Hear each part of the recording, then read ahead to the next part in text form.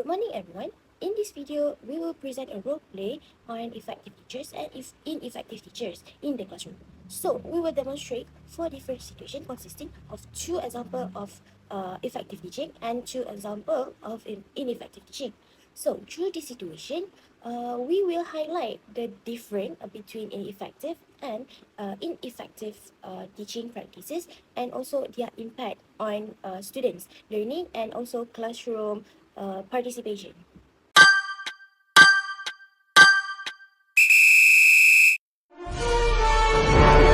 Okay. All right. Good morning, class. How are you today? Before we begin, who can tell me what is paragraph?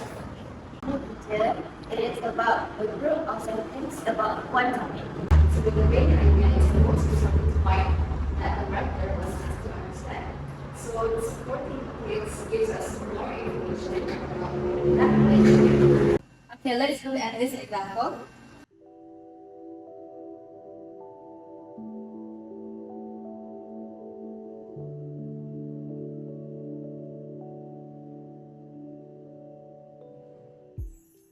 So what do you think the paragraph is mostly about? Is it about dogs, teacher? Yes, that's correct, Nabilah. Anything more specific? Maybe the main idea is about a dog that make great pets. Yes, exactly, Alfian. That is the main idea. So the other sentences tells us why dogs mean bring pets. In the first scenario, we can see that the teacher demonstrates a very effective teaching example. This is because the teacher follows carefully the lesson plan and guide her student to join and participate in class activity. The teacher also encourage students to engage with her in Q&A session to clear any question from the student about the lesson. Good morning, class. Today our topic is about main idea. You can open your textbook, page 50, and you can read it carefully there because everything you need is in there. So don't ask me any question.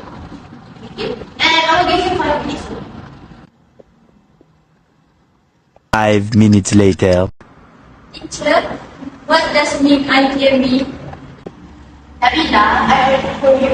If you read it carefully, you would know. So not just me. Okay, now what's the main idea? I'm not so sure, teacher. Is it the first sentence? No, Alfian, that's completely wrong. Anyone else can answer what's the main idea? Teacher, how do I find it? Atiqah, that is your job to figure out. It is very easy. The answer is ineffective. I don't understand it, teacher. I think we don't have time for that. Now let's continue with our lesson today. Teacher, can you explain it again? So since everyone seems to be confused, let's move on. You can write what I write down in the whiteboard. This is called ineffective teaching because the teacher didn't check for student understanding, didn't provide a clarified explanation, and didn't ask student question. It is important to make sure the student understand well about the topic that being taught before proceed to the next topic.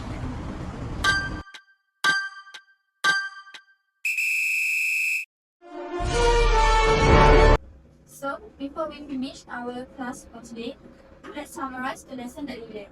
So, what is a main idea? Can I have a volunteer? Teacher, the main idea is the most important point that the writer wants us to understand.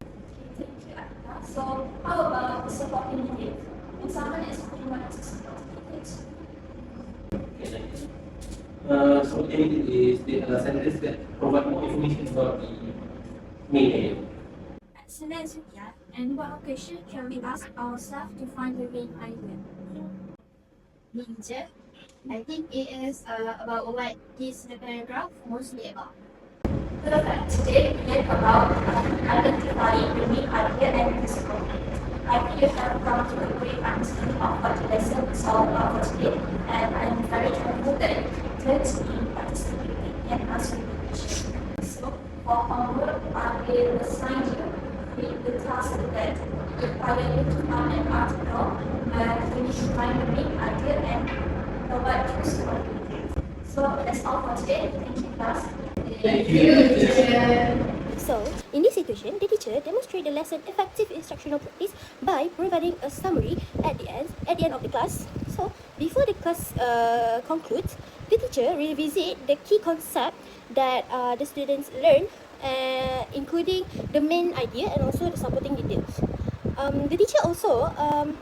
The teacher encourage her student to participate by asking her student some questions and also inviting them to share their understanding regarding the topic itself. So this approach enables students to reflect on what they have learned and also can help strengthen their comprehension of the lesson. Moreover, the teacher does not end the class immediately after completing the lesson. Instead, the teacher guides students through a short review of the main point discussed during the lesson. So students are given the chance to answer some questions, also share their ideas, and also reflect on their learning. So this interaction helps the teachers determine whether the learning objectives have been achieved, while also helping students remember the key information of the main idea, also supporting details. So as a result, the lesson and an organized way, meaningful way, and also allowing students to leave with a clear understanding for the topics. Alright, good morning students. Today we are learning about simple past tense. Okay, today I don't want you guys to ask too many questions because I'm in a bad mood because I stuck in the jam for 30 minutes. Okay, again we are learning about simple past tense. Teacher, Yes. may I know what are we going to do today? Just listen and take notes, okay?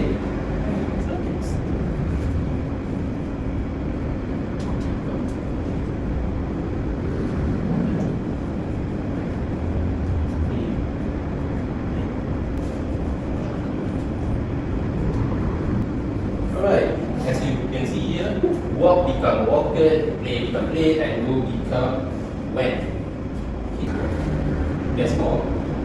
Teacher, why did you become when? Because that's just how English works. You just need to memorize it there. Teacher, may I ask, are there any rules for irregular verbs? We don't have time for that. Okay? Alright. So that's all for the example here. 12 example I provided. And now open at the page of 1 to 5 and do exercise 5. Teacher, sorry, but I'm not sure how to do it. Just try, it's easy, trust me. Okay?